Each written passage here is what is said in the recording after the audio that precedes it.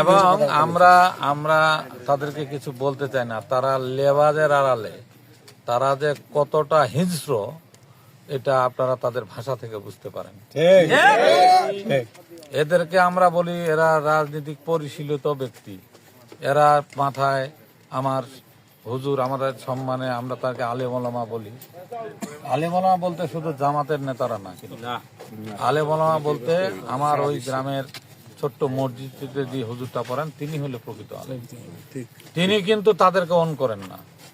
ইসলাম কখনো এই সমস্ত মানুষের রাজনৈতিক ভাষায় আপনি যখন হাঙ্কি বাঙ্কি বলবেন, আপনি যখন কাউকে আক্রমণ করবেন, সমালোচনা করবেন, এটাও ইসলামে নিষেধ আছে। কিন্তু আপনি রাজনীতি করেন তাহলে সমালোচনা তো করবেনই। তাহলে আপনি ওই টুপিটা খুলবেন, প্যান্ট শুট করবেন, পরে তারপর বলবেন। মানুষের আল্লাহ তাআলা বলছে উজুতে না